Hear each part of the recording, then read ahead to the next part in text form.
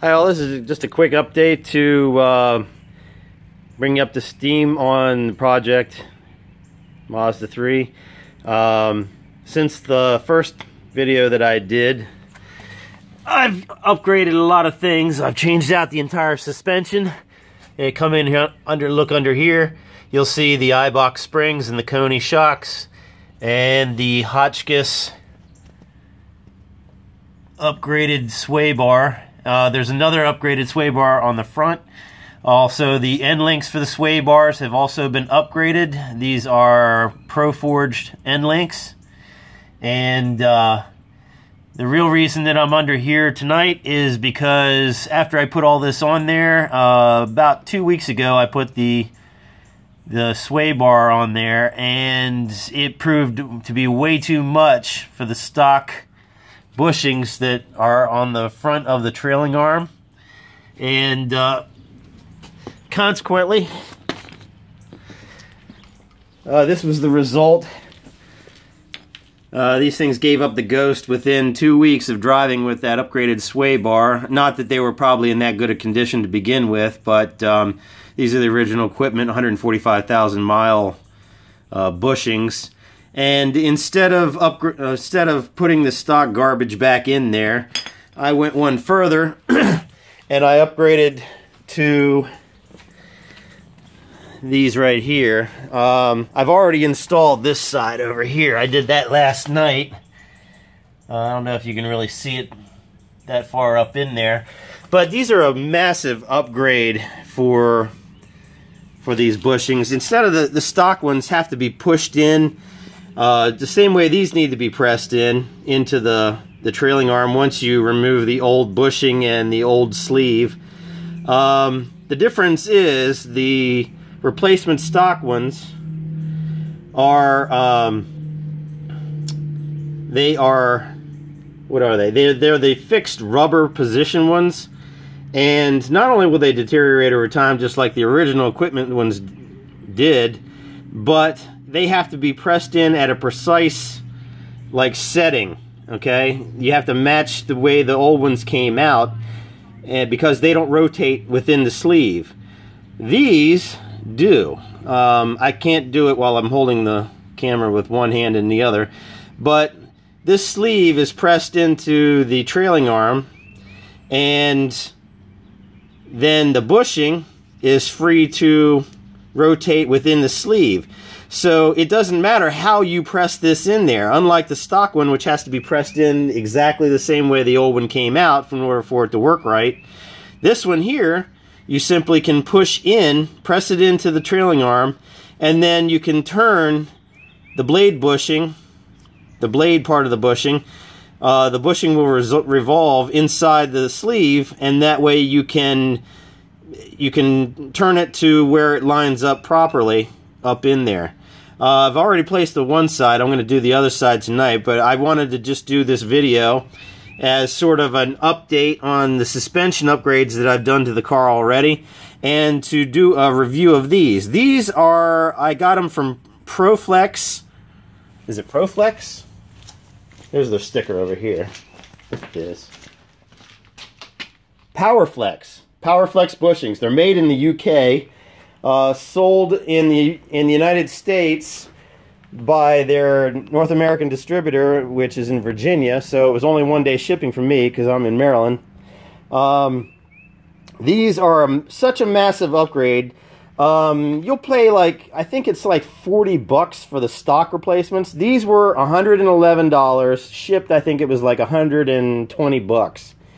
But these are such a massive upgrade, and they're so much easier to work with, as far as you don't have to be, you can press them in less precisely. They don't have to be lined up when they're pressed in.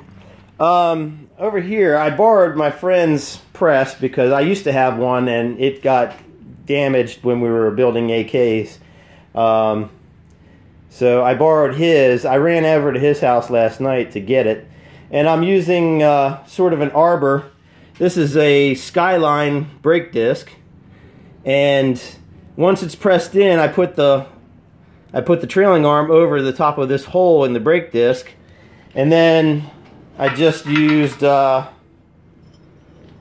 This piece of pipe fits perfectly down over the top of the bushing and onto the metal part that's wider, and then you just simply press it in. But you don't have to be precise in the way you press it in. That's what makes these the beauty of these. And the secondary beauty of these is that there will be nowhere near the amount of movement in the trailing arm as you would get with the stock replacement.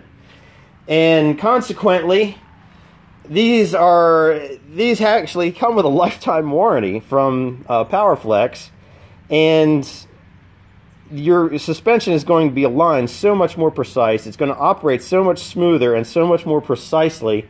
It's going to save on tire wear. And honestly, why would you spend $40 to press in the stock garbage, which will go away again eventually after a while, and probably even sooner now that I have upgraded rear sway bars and shocks and whatnot that's going to be harder on the bushings? Why would you do that when for $111 you can get these, stick them in there, and forget about them? You're never going to have to replace these ever again. They're going to keep the suspension much more precisely aligned. They're going to be, the suspension is going to rotate on this instead of being against the resistance of the stock rubber, which only will go so far. These will freely rotate around the bushing, and the suspension is going to operate that much smoother and that much more precise. You're going to get much better handling. You're going to increase the life of your tires. Why would you not do this? If you got to go through all the labor of replacing these bushings, get these bushings. You will thank me, I promise you, especially when you go to put them back in, because if the stock ones, if you do the stock ones and they're not done precisely the same way as the old ones came out, you're going to have a hell of a time getting them to bolt back up in there. And these, you just twist the bushing, or the blade on the bushing until it lines up, and stick your bolts through, bolt it up, and you're done. I will say one thing. I had a little bit of difficulty with reading the instructions for these. It's just a one page, so I called in and I asked, because my question was twofold. What do you do with the grease, since you can't get the grease in between the bushing and the sleeve? And he said you coat all of the exposed areas of the polyurethane to protect it from the environment. You might want to try to get a little bit in the crack of the sleeve in the bushing, and you can put a little bit on the outside of the sleeve before you press it in. And it is a tight press fit too. The sleeve will not rotate once it's pressed in, but it doesn't really matter because the bushing will rotate within the sleeve once it's in there. So reinstalling this is tremendously much more easier than stock. And honestly, if you were going to pay someone to press those $40 bushings in, they're probably going to charge you about 20 bucks a bushing. So in the end, you're looking at, like, what would that be, like 80 bucks to have the stock garbage put back in there that will eventually wear out, and it's not going to be as precise as these. Or you can just pony up 100 bucks, get these, stick them in, forget about them. Oh, the other question I had when I called up Powerflex was, since the stock bushings are pressed in from the inside of the trailing arm out like that, and then the instructions state that these are to be pressed in from the outside of the car. So he rectified that. He said, yes, you press them in from the outside. So that's what I did. And once I pressed it in last night on the side that I've already got done, it was perfectly fine. Everything bolted right up. It was no big deal. And tonight I will be doing this. But I just wanted to do this relatively short video to do just a quick update on how far I've gotten with the suspension with the project car, and to give you an outstanding review of these Powerflex bushings. Buy these. If you need this bushing, buy these. In fact, if I was going to replace any other bushings on the car, I would probably buy the Powerflex replacements for them as well, because these are outstanding. You will never have to worry about this bushing ever again if you replace your bushings with these. So that's all for now, and the next time I will probably be going over all of the individual things that I've done to this car so far. I've done a few things I'm going